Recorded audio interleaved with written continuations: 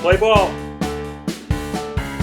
How you doing, baseball fans, and welcome to another edition of the Brushback with JP Ricciardi. I'm John Arezzi. We're in September. The final stretch of the regular season has begun, and here to discuss it all, the baseball life of the former GM, the former front office executive and analyst in the booth for the White Sox of the AAA affiliate of the Boston Red Sox, JP Ricciardi. JP, how you doing? Good, John. I can't believe it's the last month of September. I can't believe we're down to like 24, 25 games. It's just incredible. Where did the season go?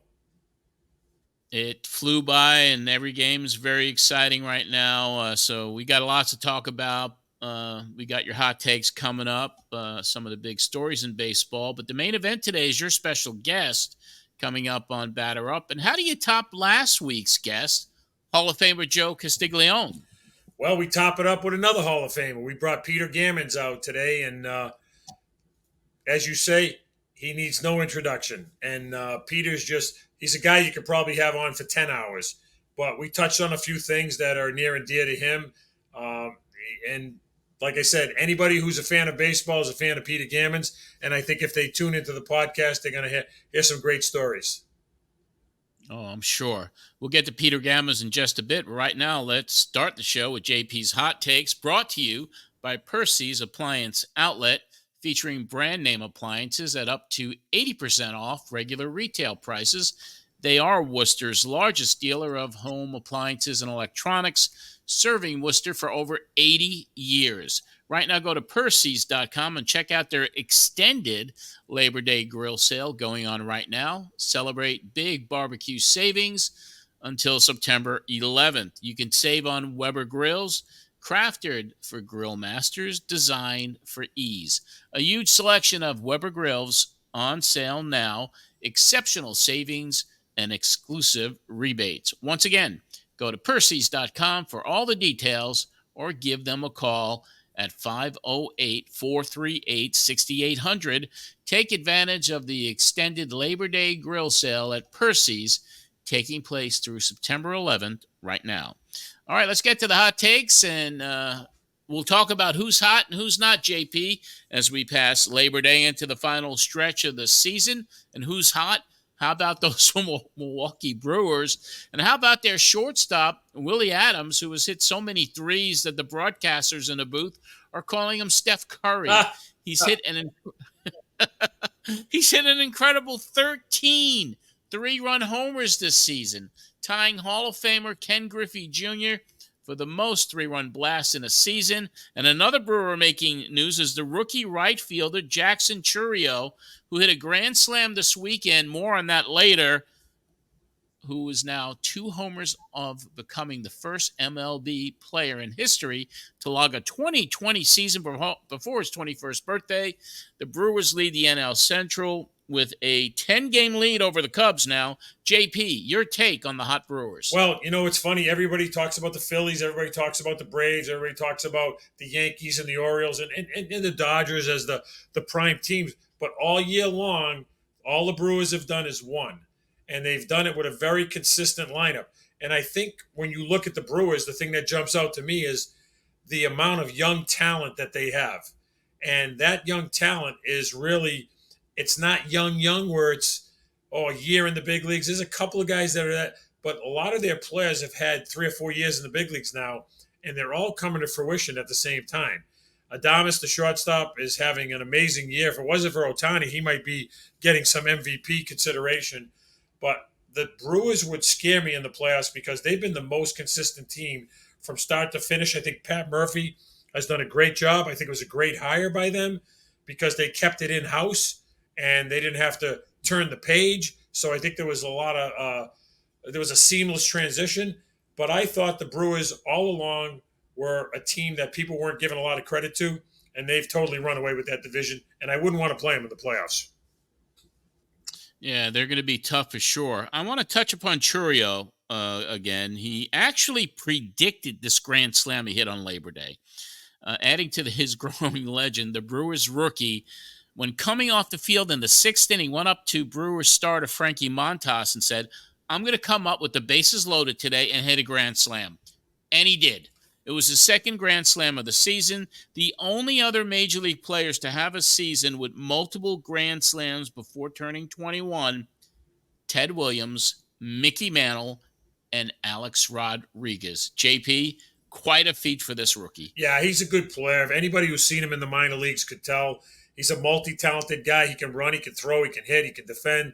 He's going to have power. Got off to a little bit of a slow start, but one of the advantages of playing in a good lineup is he didn't have to be the guy. They could massage him in and move him in and let him kind of grow. And I think the Brewers have done a really good job of cultivating him through the lineup. Because they have such a deep lineup, it's an easy guy. You can bat him seventh. You can bat him eighth at times. When he gets hot, you can move him up. But the kid is an amazing talent. And, it wouldn't surprise me if this kid is a Triple Crown threat down the road. Yeah, he's doing phenomenal. What a great start to a career. Who's not hot, JP? The Chicago White Sox. They're racing to history right now, and not in a good way. They lost their 11th in a row, are now 31 and 108 on the season. JP, they are just 12 games away from the Major League record of 120 losses in a season set by the 1962 New York Mets, who've held that record of mediocrity for 62 years. JP, your take on the Chi Sox. Is the Mets record finally about to be broken? Well, I can tell you, if it's going to be broken, this has to be the year because the White Sox are god awful.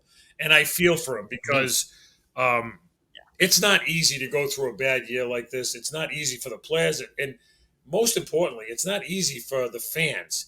I mean, they have good fans in Chicago. And, this is a team that they can't do anything right now. And here's the kicker of all of this. They're not even guaranteed the first pick in the draft next year because they have to go into a lottery. And they could conceivably end up sixth with the sixth pick in the draft.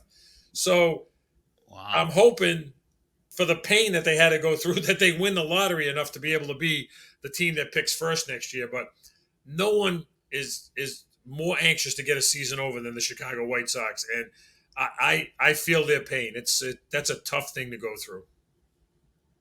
Yeah, no one wants to go through that for sure. But that record of 120 losses in a season has stood since 1962, and it's hanging over their head, John. So most teams are saying, is. "Hey, we can win 110 games." We're chasing. They're chasing the other thing. Like every day they come in and say, "Oh my God, we're closer to 120. We're closer to 120." It's not a good feeling. And you look and watching them over the weekend, because the Mets were in there and they swept them, and you could just see on the faces and on the body language that any little thing that goes wrong, it's like, all right, here we go 100%. Again. And it's almost like they're just giving up, and it's horrific to watch. And as you said, Chicago is such a great baseball town, and we hope that next year is a different outcome. And as a Met fan for all those years, I kind of have mixed emotions on whether or not I want them to break that record or not, because that's always been a Mets record, It's kind of fitting we'll see. Yeah, exactly. We'll be back with another hot take with JP after this word from Percy's Home Appliance Outlet. Percy's Appliance Outlet, next to our showroom on Gold Star Boulevard in Worcester, featuring brand name appliances at up to 80% off regular retail price and come with manufacturer's warranties. Contractors and property managers save even more with volume discounts. Fast, professional delivery, removal, and installation, or bring your vehicle and pick it up the same day. Shop online with long-term financing available at Percy's.com. Percy's Appliance Outlet, first on Gold Star Boulevard in Worcester. All right, JP, as we finish up, hot takes. Two big returns to the major leagues from injuries. The Padres have reactivated right fielder Fernando Tatis from the 60-day IL. Tatis has been out of action since June 22nd with a stress reaction to his right thigh bone. Tatis joins the Padres as San Diego fights for that wild card spot. They're still very much in the hunt. On the other side, the Texas Rangers pitcher Jacob deGrom completed his third rehab start, and his return to the big leagues seems imminent. deGrom has not pitched since June of last year, having reconstructive surgery on his right UCL. JP, your hot take on these two returning big additions to the clubs. Tatis going right into the playoff hunt, and for deGrom, for him and the Rangers. It's hope that he can bring back the defending world championship, the defending champion Rangers back to contention in 2025. What's your take on both these guys? Well, Tatis is a big plus because it's a good lineup to begin with. And if he can come in and be half the player he's been, it's going to be tough for him. He's missed a lot of time, but he's a very, very good player. It's a very good player to put in that lineup. It's another guy that they've had a great year without him, so anything he contributes is going to be a positive. I think it's a nice kick for them. And like I said, he helps them defensively. He helps them offensively. They don't have to rely on him because the team has been carried most of the year by the other guys. So it's adding a good player to a good team, and there's no downside to that. As far as DeGrom, I think DeGrom, it's more important for him to get on a major league mound and get a couple of starts and feel like, okay, next year I just hit the ground running. I don't have to go through this feeling out process. The problem with DeGrom is next year, how many innings you think you're going to get out of DeGrom? He missed a whole year. He's been a close to a little over 200 inning pitcher. Next year, can they count on him for 200 innings coming off the Tommy John? So I think it's real important that Jacob gets on the mound. I think it's real important that he feels good about getting on the mound. And I think the big question is, what do they see for him next year as far as innings go? Because if he can come back and give him 180, 200 innings, Leiter's got to the big leagues now. They got the kid Rocker coming. They have some good arms. So he really could be a key to them coming back into a team that's in contention next year. Yeah, and what a competitor. And I've seen him pitch many times. And when he's on, there's nobody like him. And let's hope he has a great bounce back and can continue that in 2025. And now it's time for Batter Up with JP, brought to you by the Worcester Bravehearts. And if you're looking for affordable family fun, you've come to the right place. The regular season is now over for the Bravehearts, but they're already planning an exciting 2025. The four-time Futures Collegiate Baseball League champion Bravehearts want to thank everybody for coming out this season. And don't forget to follow them during the offseason on their Instagram page. That is at Woo Baseball. And go to their store, WorcesterBraveheartsStore.com. They get some great merch, including caps, T-shirts, jerseys, and sweatshirts today.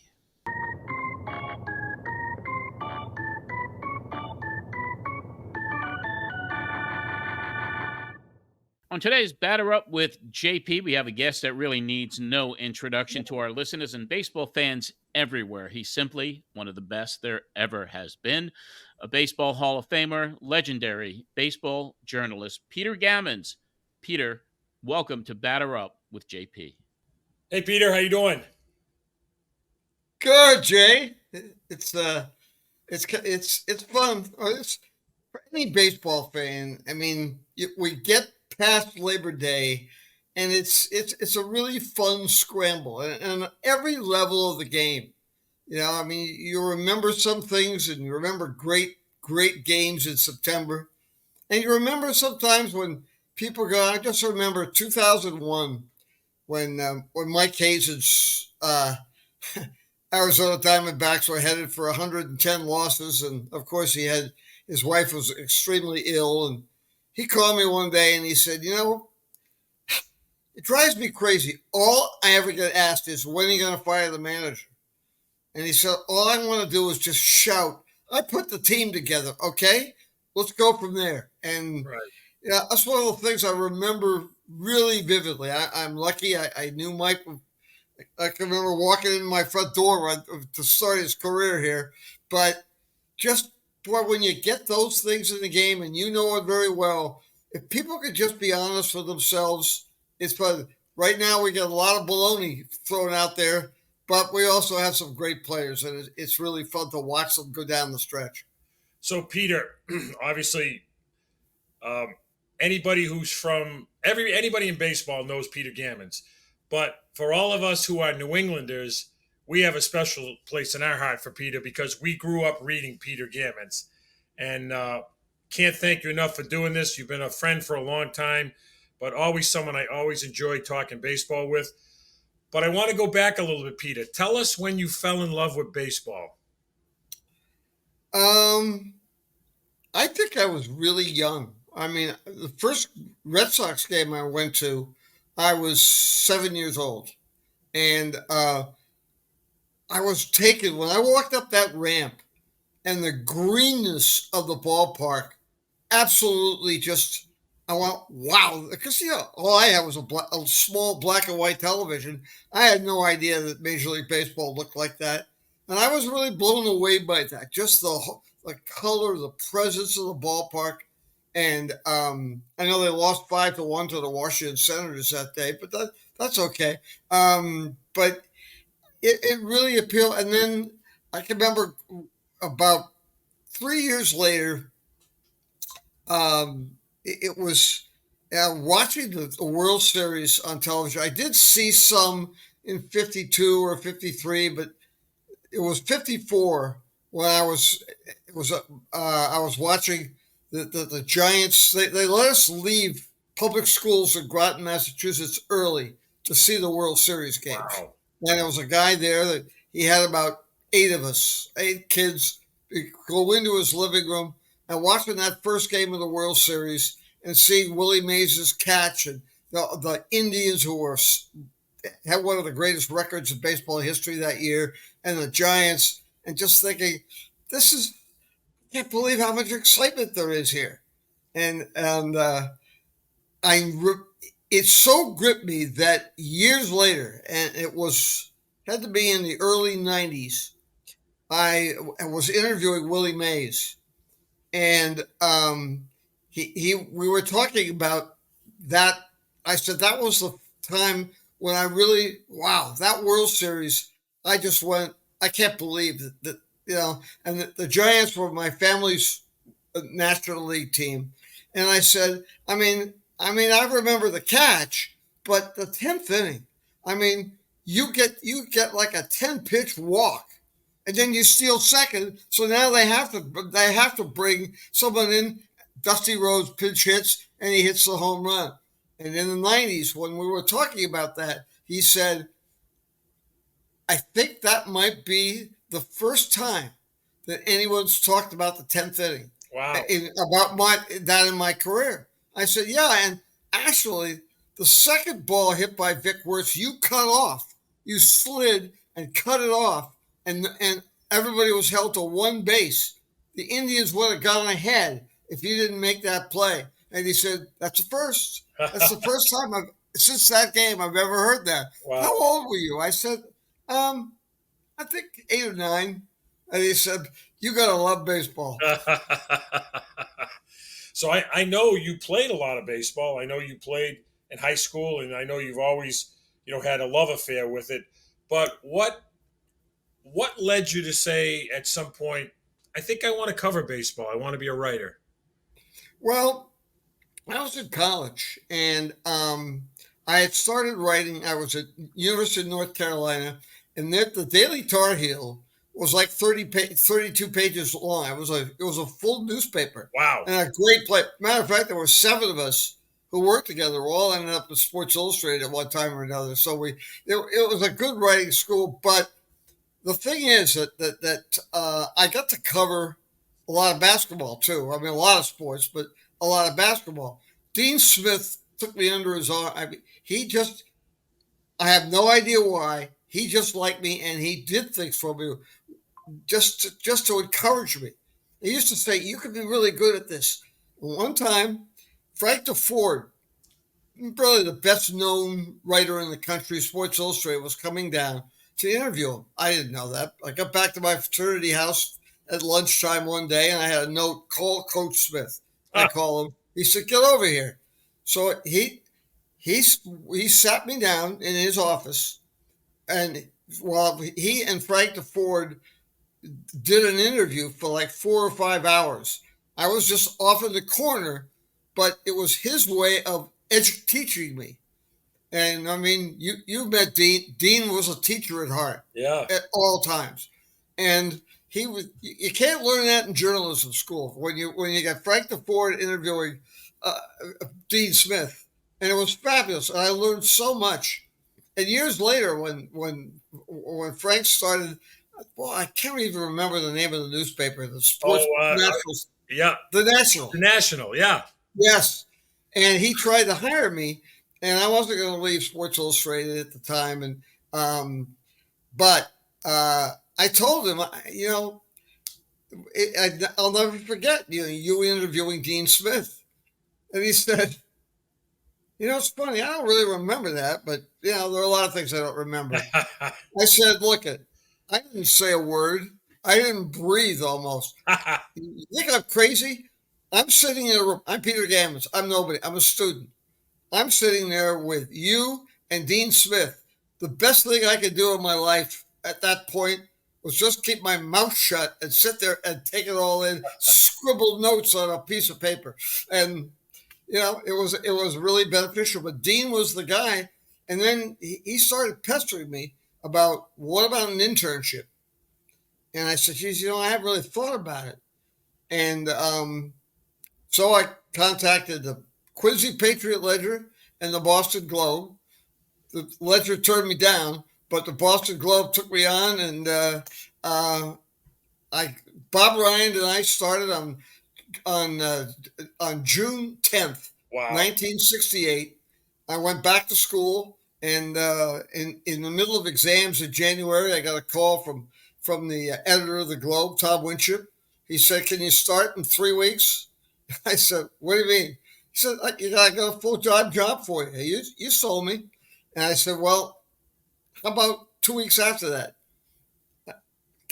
I was married. Gloria, we got a van to put all our stuff in, and took off, and found a house half a house to live in Hingham, Massachusetts. And I was right there. And the first thing that I did after remember they used to have the Catholic basketball tournament. Yeah. Oh, yeah. Big Lawrence, Massachusetts. That was the first thing I did. Second thing was the Tech tournament, the Massachusetts Eastern tournament. The first coach I ever met was Jim Calhoun. Oh, geez. I thought he was a wild man, but I loved him. And as we know, one of the greatest coaches in basketball history. And he was at was what high school? Dedham. Was he at?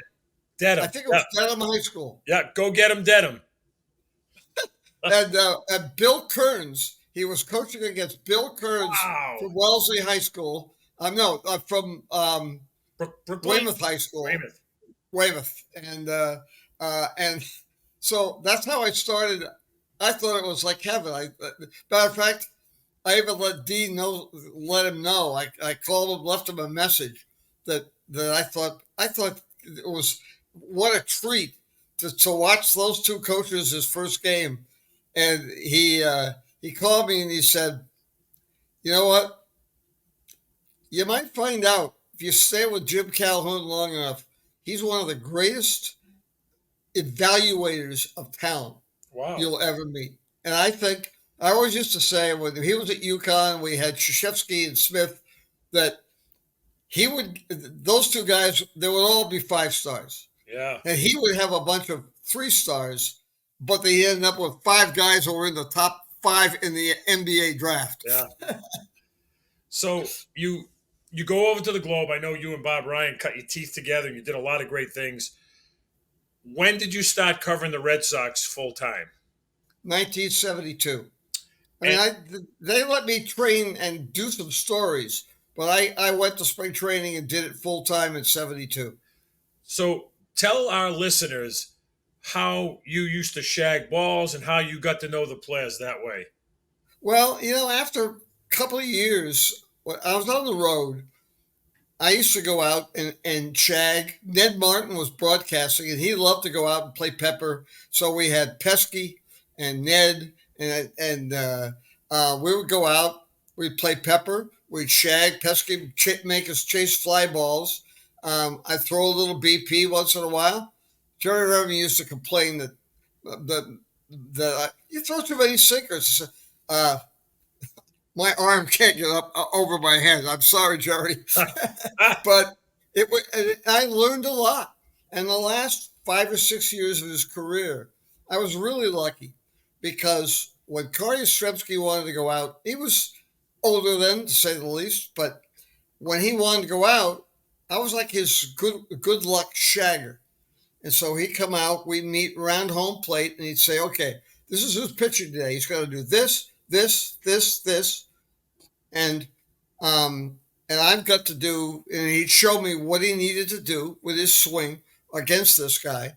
And then he'd say, maybe 20 feet inside the right field foul line or whatever. And I mean, he once said to me about 6 or 7 years ago, he said, "You never wrote about it, you never talked about it." I said, "Carl, at that point, I knew you pretty well. You didn't want me talking about it." And also, that was like going to college graduate school, going out there and having a guy who's going to be in the Hall of Fame explain to me what was going through his mind. He didn't have charts with pitching charts or people telling him what to do. He knew it all by any guy he faced. And he would, it was, I thought it was like one of the greatest things I'd ever encountered in baseball, because I learned so much from him. And I learned so much shagging with Dwight Evans, who worked so hard. He wanted to catch the ball in the way he would be in the process of throwing as he was a pitcher in high school. He bust his hump to get there in position, catch the ball, and he'd be in his delivery when he caught the ball, which is sometimes people thought, boy, you got a great arm. Well, one of the reasons he had it, he was in position to throw. He didn't have to take 5 steps to throw after catching the ball. So you cover the Red Sox and obviously do an amazing job.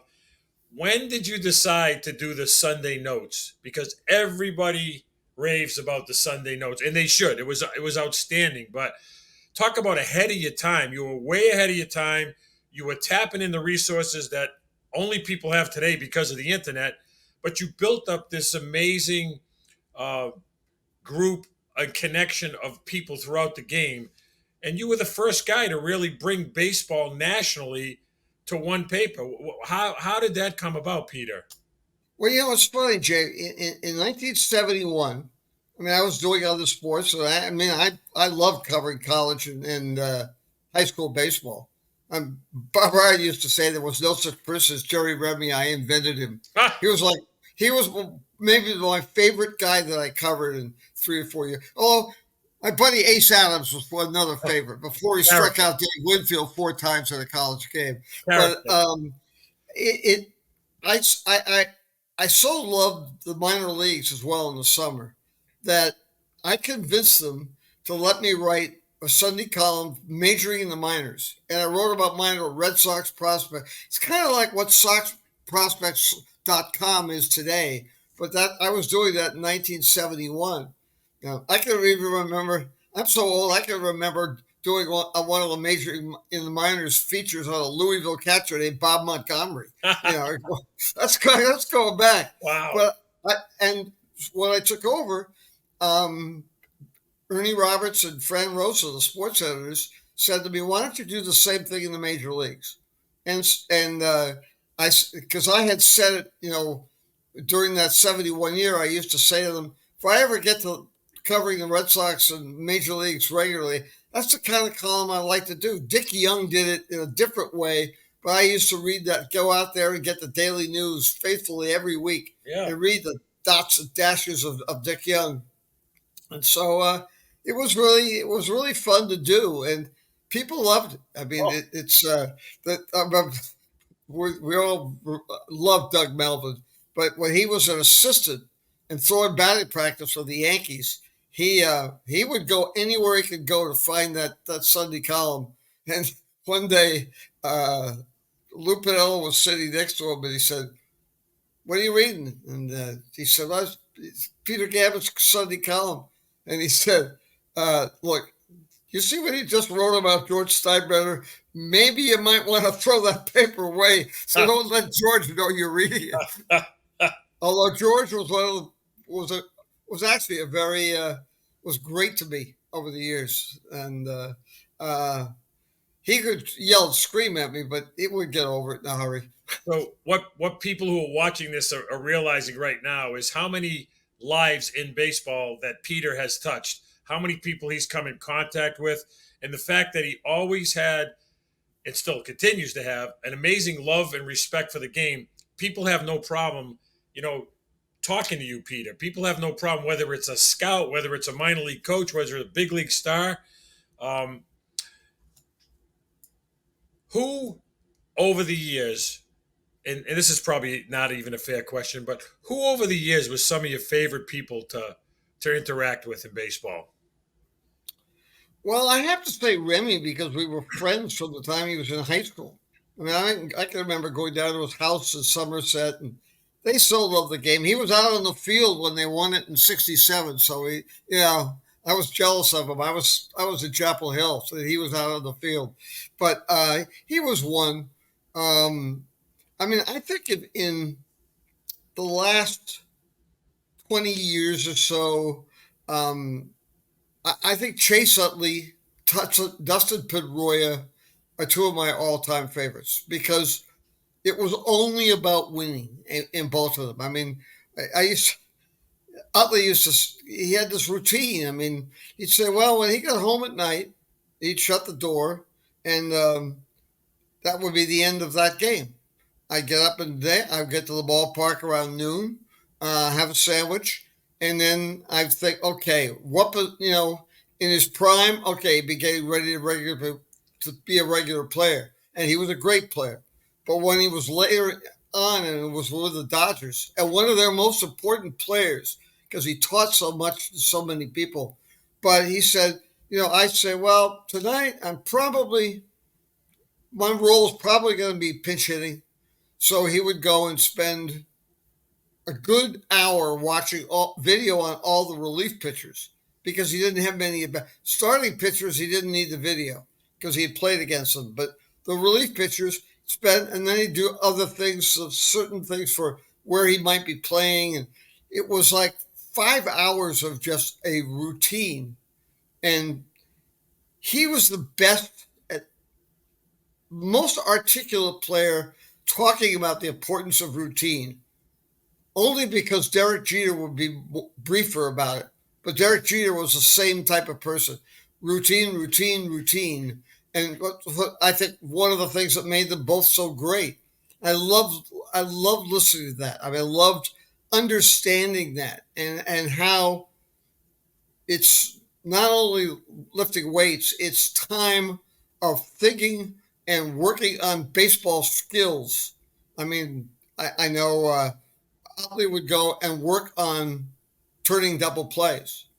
And, one day, I can't remember who it was, but one of the young Dodger players saw I was right near where he had been working on different ways to turn double plays. And this player said, I mean, you've done that all your life. He said, there might be 3 incidents or 2 incidents tonight in this game where if I get down to second base right, they can't turn the double play. It's an RBI for the guy who's hitting. It's a run scored for the guy who might be on second base because the guy messed up the throw to first base. He said, oh, that might be the win. Not only does it help your teammate, it's a matter of winning the game. I'm here to do one thing every day, and that's all I'm here to do: win. And he was. People always thought he was very tough. There was one time a shortstop for the Mets. It's not my fault that shortstop of the Mets didn't know how to play, had his back turned, and didn't know that it was a guy coming into second base. Yeah, I mean, it was his error, and they changed the rules just because it was New York, and I guess they didn't like the fact that Utley played so hard. So, in my estimation, one of the greatest World Series of all time was the '75 World Series. Now, I don't know if it was more because I was in high school and, glued to the television. It was the Red Sox, and it was, an amazing World Series. But obviously, you were there. Tell us your thoughts on that World Series, because it seemed like every game topped the next game, topped the next game, topped the next game. Absolutely. Game 1, Tiant, and covering the Red Sox, Louis Tiant was 1 in a million. And he was a leader of that team in a lot of ways because he was so funny, but he was such a competitor. I mean, he got a lead. He protected it like it was his family. And matter of fact, we had dinner together a couple of weeks ago, and he remembered that. I mean, he remembered my writing that a lot. I mean, he remembers a lot, but that was so. And also, I never completely understood why working 5 years with Joe Morgan, he would never. It was very clear he couldn't stand the Red Sox, but at the end, when I did an event in Cincinnati with Bench and Morgan, which was really fun. Joe laughed and he said, "Okay, we had a bunch of teammates to get together a celebration of that World Series, and they all got all over me. Hey, you got to give. First of all, you can't keep telling Peter that Dwight Evans' catch wasn't damn close to the best ever made in a World Series game. And secondly, come on, Tion, 173 pitches, so Joe went. First of all, I never really saw the Evans catch because I hit it and I was running. But he said Griffey was already on third when he caught the ball, spun around, flipped it in, and it was wide of the, it was going to the dugout. Yaz went and got it. Burleson beat Griffey across the infield and and double it up. He said, I watched it a few times. It was because it was directly over his head, and that right field corner with that low fence. It was. I mean, we can argue Mays versus Evans all we want, but it was got to be the two best. And it's funny, when I was with the A's and we got beat by the Yankees in the playoffs, when Jeter made the play and came in and flipped the ball, people were saying, "Man, shortstop. Did you ever see anybody?" And the first thing I thought of was Burleson running all the way over from shortstop to get in position to get the flip from Yastrzemski on that double play. It wasn't the same flip as Jeter, but it was, I've always thought good players follow the ball, and Burleson followed the ball just like Jeter did years later. Absolutely. Burleson did a lot of small things that were great. Unfortunately, because he every ball, even when he just played catch in front of the dugout, he had to throw the ball 95 miles an hour. And when he went over to second base, that throw, he couldn't flip the ball. He had to wind up, and that's how he hurt his arm and ended his career, which was a shame. But that whole series, and the players, I see a lot of Johnny Bench. He's sort of like he's the number one guy in the Hall of Fame. He takes all the responsibility, but he's so much fun to talk to. I mean, sometimes I just call him up and we talk about things, and the man just loves the game so much. But one day when we were up in Cooperstown, he had his son with him, and they had gone to see the Bananas, and Bill Lee pitched in that game. His son said, "Did you ever see him pitch, Dad?" He said, "He had a lead in the ninth inning of the second game, and I hit a double down the right field line. They took him out, brought in Dick Drago. We won the game." Yeah, I've seen him. Yeah. But one of the things that, and Rose talked about it to me, and Morgan and Bench, they all talked about something that Yastrzemski never quite could live down. Yaz never won a World Series ring, which is, to me, unbelievable because one of the most competitive people, and I have so much respect for him for that competitiveness. Oh. And he never got a ring. And it's hard, it's really hard. Someone said to him, I heard him say, "Oh boy, I remember that home run he hit off Guidry in the 78th game. People were unbelievable. It was, yes, but I don't remember that. The only thing I remember is I popped up for the final out. And that's how competitive he was. But you go into the ninth inning of the seventh game of that World Series, and they're tied. And Johnny Bench, Joe Morgan, Pete Rose, and Carter Yastrzemski all told me that they thought that was going to be their last chance to win a World Series ring. Wow. Bench had 3 World Series and didn't win. Rose 3, Morgan 2, Yaz 1, and the Reds win. Rose got the walk, and Morgan got the blue pit, and they win. And Yaz unfortunately made the last out. And it also really told me how much it means for players care more about that. I'm not sure today because there's so much based on statistics. Players are almost not known for the way they play the game, but for their numbers and numbers only. Yeah. And I know, Bryce Harper said to me, "I'm not a number. I try to play like you always talk about George Brett. So I try to play like George Brett."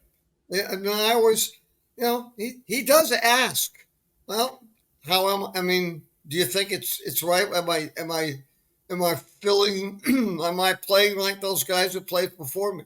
Because he cares about that. But those players before, it's amazing to think that the guys who are Hall of Famers like that could think that could be a terrible day. It might be their last chance. And it's always fascinated me. You know what's funny is, and I know you know this, but the Big Red Machine, they lost the World Series in 70 to the Orioles, right? Yep. 71, they got beat by the Pirates in the playoffs. 72, they lost to the A's. 73, they got knocked out by the Mets. 74, drawing a blank, but they lost 2. The Dodgers won it that year. Right. They lost 2 World Series before they even won a World Series. So yeah, and that's that whole World Series ring. It just it's pretty interesting. I was talking to Dave Wallace a couple of days ago about, and he's very close to Sandy Koufax, and we was talking about the same thing that Koufax talks about so much about that, the World Series, and I said, that I think it's really interesting that Jim Palmer and Jim Cott were the last 2 pitchers to beat Koufax in a World Series game. Wow. And Cott was in Game 2 of the 65 World Series. Koufax shut him out 2-0 in Game 7. He had a bad arm and couldn't throw a breaking ball, threw nothing but fastballs through 7, and he got to the 8th inning and he was in tremendous pain. It was his last game. And he told Dave Wallace, he said he walked out, warmed up for innings 8 and 9. And he said all of a sudden he didn't feel anything. He didn't think anything. He said it was the World Series. There wasn't anything to think about except winning the World Series.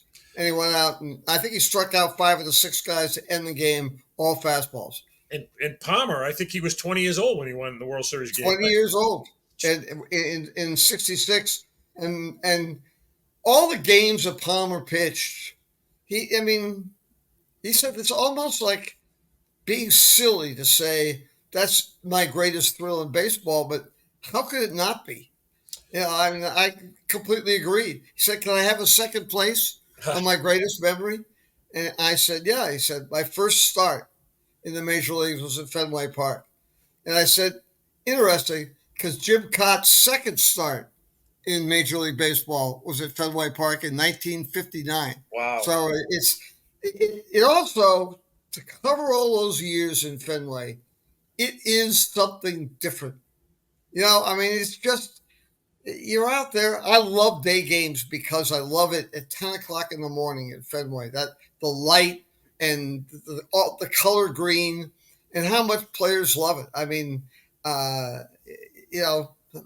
Young Bichette, great kid, but his parents met at the Gold's Gym across the street from the. His mother was a great gymnast, college All-American star gymnast. She was also a trainer there. I used to work out there. It didn't do me much good, but I worked out, and Dante came in and he went over to work out there. As he said, I walked in there, met her, and just said, I think I just found out who I'm going to marry. And it's a huge thing to their son. He's a huge Red Sox fan because they met there. And his first home run was hit the glass. It's now a marijuana dispensary. But he hit the glass there. And he said to me one time, he said, we were out there, and it was 10 o'clock in the morning. And he said, you know what? This was the greatest old park. No question. Yeah. But you know what? Well, what they did with those seats up above the wall and all the rest they've done, it's the greatest new park as well. Yeah, Lucchino had great ideas, and they implemented a lot of it. The ballpark, every time I go back, it morphs into something else. I agree with you. It's taken so many different turns. The one thing I wanted to ask you, Peter, is obviously Ohtani's having an amazing year. Judge is having an amazing year. And for the listeners that may not recall, I go back to 67, and I think of the year Yastrzemski had. Can you think of a guy who carried a team, not a lot of superstars on that team once Canigliaro got hurt, but a guy who put a team on his back and won the Triple Crown? To me, that's got to be one of the greatest single-season performances of all time. Absolutely. What I think is amazing is that we had 2 years in a row. We had Triple Crown, MVP, and carrying the team. Frank Robinson in 66 and Yaz in 67. And I don't know if I've known many people who were more intense about winning than those two people. I mean, I remember one time I was at ESPN. I asked Barry Bonds, who are the 5 greatest players of all time? And he went, well, I talked to so many people who played against Aaron who said he never made a mistake. Joe Torre always has said this. He never made a mistake, never threw to the wrong base, never made a base running mistake. And Barry said, obviously, Willie was my godfather. And, I just can't go, there is no number one. There are 2 number ones. And then we skipped to number 3, and that's Frank Robinson. And I was amazed.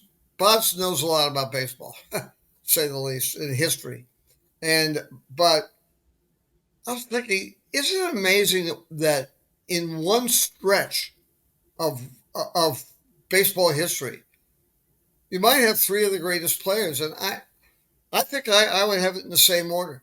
He had Ted 4, but I think that was more for what Ted did for baseball and blacks in baseball, for his Hall of Fame speech and how he really forced the Hall of Fame to bring in the Negro Leaguers to be more open to people being and he always thought Ted was great, so great for the game, and he so respected him. And Dusty Baker's always told me he thought that was why Barry's so revered. Of course, Barry said he was the 5th best of all time, which he might have been. I don't think it's a bad list. I personally think, and you and I have talked about this, I think the late 60s to the 70s was the greatest era of our game because I thought it showcased the Aarons and the Mazes and the Cepedas and the McCoveys, and it really brought forth the African Americans into our game, along with the Latin Americans, the Clemente. I thought it was the first time baseball was really, whatever race you were, they were finally playing together, and it took athleticism to another level. I don't know what your thoughts are. Oh, absolutely. I mean, it's not to say, it was much better then, but those players who came along in the sport at that time. I mean, look at the Giants. They had McCovey, Mays, Cepeda, Willie Kirkland. They had all these great players. Perry, Um, the pitcher. There's oh, 4 yeah. Hall of Famers, Juan Marshall. 5 Hall of Famers on that team. Oh, yeah. I mean, there were other great teams. I mean, a lot of people don't remember that the 82 Brewers, who lost to the Cardinals in 7 games, had 5 Hall of Famers on that team. Yount, Molitor, Fingers, Dodge Sutton, and Ted Simmons. But, I mean, that was an incredible team, too. And the influence that they had, they're one of the best forgotten teams, I think, that ever played. I mean, my good friend B.J. Surhoff was the number 1 pick in the draft in, 85, and came up in that organization. Has always said that he considered himself so lucky because he came up and he said, I got taught baseball by Robin Yount, who would not tolerate any mistake. Remember, I mean, with Toronto, Gordon Lakey, scout, you used to have they didn't do everything on videos and in computers. They had scouts out there really advancing this, and he had Brewers 90 times in a 5 or 6 year period. And he said that he never got Robin Yount faster than 3.9 to first base, and he never got him slower than 4 flat. That's amazing. I know you've always had a soft spot in our game for the scouts and the player development people, and you've always been great at recognizing them. And I know, your love for the game just encompasses so many different areas. I wanted to ask you, what do you think about the game today? What are your thoughts? I think that it's too numbers driven. As I said, I think that sometimes you get.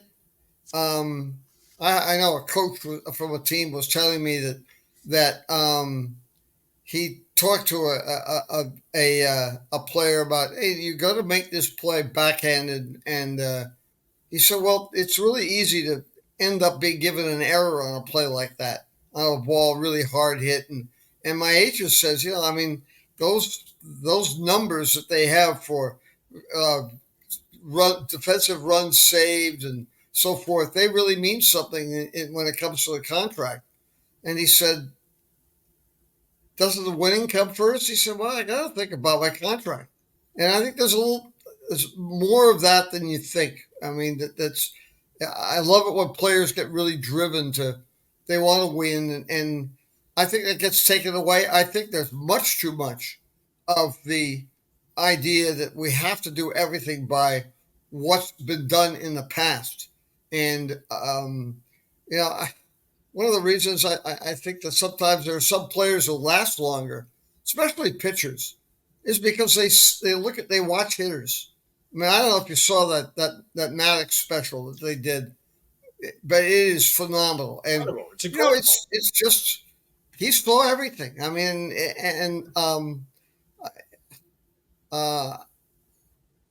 that's what pitchers did. I mean, I remember I'd ask once in a while, ask Jason Varitek, what were you thinking with Pedro on that? He went, Peter, he sees the hitters. I make suggestions, but it's him. One time in a playoff game, he threw 4 straight changeups, struck out Tino Martinez in a jam. So I asked Jason after the game, what were you thinking? He said, I had to ask Pedro after the inning what he was thinking and throwing me, why he was throwing what he was throwing to me. And he said, he hits me pretty well. So the idea was throw him a changeup, see if he's uncomfortable. If he's uncomfortable, he always reaches over and touches the wristband on his hand. So you just keep throwing changeups because he's uncomfortable with that pitch. Right. And Jason just shook his head and said, I mean, how many guys tell you I do it by whether or not he touches his wristband? How many pitchers see that today because it's been written and programmed that you're going to do this for this is what you're going to do against this hitter. And I think the game is mano a mano, and it's not I don't think the guy sitting in front of his computer, because the guy was 6'4", 63 against him or whatever, is necessarily the guy that's going to determine, because guys who are 6'63" can still hit a ball out of the ballpark. We're losing our human touch, Peter. I think we're losing the fact that guys have scouted the business for a long time, been in the minor leagues. You mentioned Dave Wallace. What a great pitching coach Dave Wallace has been. Oh, Dave Wallace is a touch and feel guy. He's a guy who gets his hands on you, he shapes you, he molds you. He's well thought out, and we're pushing those guys aside, and I don't see how that helps our game in any way. I don't either. And the number of teams that have changed a little bit this year and said, the job of a catcher is not how many pitches he frames, and it's the job of a catcher is to create conviction in a pitcher. Brad Ausmus, who, by the way, caught the 7th most games in baseball history, speaking of New Englanders, and was a great catcher. And he always said that to me. That's the catcher's job. And and I asked Bench about that. He said, "I wish I had said that. Your friend is a Dartmouth PhD. I'm a guy from a high school in Oklahoma." But that's exactly the job. And matter of fact, one time, Bench and Seaver acted out the first inning of Seaver's pitching for the Reds after the Mets sent him to Cincinnati on the trading deadline, June 15th, 77. Yep. And Seaver started out okay, but he said, I really wasn't throwing very well. So Bench did what he did in the game. He gets up out of his crouch, walks across the lobby of the Otisala Hotel, gets right in Seaver's face, and goes, "Are you crying?" And of course, Seaver starts laughing so hard. One hit the rest of the game. But he knew Seaver. He needs to relax. Seaver said, "I was scared to death. The Reds had just won 2 World Series. I thought, am I going to mess them up? By going there and knowing that in a personality, it just, it's so important. And guys, when they know it, I mean, there are guys that on the Dodgers, like Kershaw. There's a former shortstop that he says is about the best, next to Ausmus, is the best catcher he's ever had catch him. And just because he thinks along with him. And it's, every pitcher the pitch for the Giants will say, Buster Posey, he had the touch. And I thought it was really, really good when you consider that his manager with the Giants a couple of weeks ago said to me, "You know what? I know he was a pitcher in high school, and I'll bet that he had a great mind as a pitcher in high school. Wherever he went, I don't know where he went or what he did, but I said, well, there's a guy named there's a scout, and he was Bo Bridges was a Braves scouting director and was a South Georgia guy, and he wanted to take Buster Posey in the first round. He said he's the second Greg Maddux. Wow. As a high school pitcher. Not a hard thrower. Nobody could touch him. And he just saw everything. And he said, and I called him, said, how much of his being a pitcher do you think went into his catching? He said, everything. Right. He just fought baseball. When you saw him playing the Cape and shortstop. Yeah. He played the position as well as anybody. I mean, there were great players in the league that year, like Evan Longoria, but he was the best shortstop and the best player in the league. So, I mean, that pitching thing is it's pretty fascinating. It's and I know certain guys. Jake Peavy still thinks that Buster could probably go out there and pitch 2 innings and get 6 guys out. So we're running up against time here, Peter. There's 2 questions I want to ask you. Who are your 2 World Series teams this year? I picked the Phillies. Yep. I love them coming out of spring training. In fact, I was there with Peavy. He said to me, if lightning struck me and I could come back and pitch again, throw hard again, this is the team I want to play for. This is the ultimate team, and I had them. But I also picked Seattle because I thought they had the best pitching in baseball. And little did I know they hit about 105 from August 1st on. But their pitching and their development of pitching, because I really respect it, because it's command first and and let the velocity come at the end. And they're all healthy and they all, I mean, George Kirby, when he pitched on the Cape through 90, 91, a couple scouts, he'll never throw hard enough to be a starting pitcher in the major leagues. Well, he's throwing 97 now, yeah. And one of the best pitchers of the game. And I really like them. And if they could have scored runs, I think they probably could have gotten there. But they never scored runs. So, Peter, you're having a great career. When you hear Peter Gammons, Hall of Famer, what does that mean to you?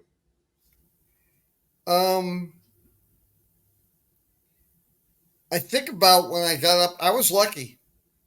They still gave the Writers Award in the big ceremony on the Sunday.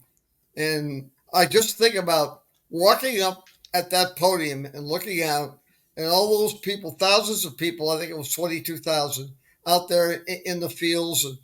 And I got up there, and at the time, the Red Sox and Mets were talking about a Manny Ramirez deal.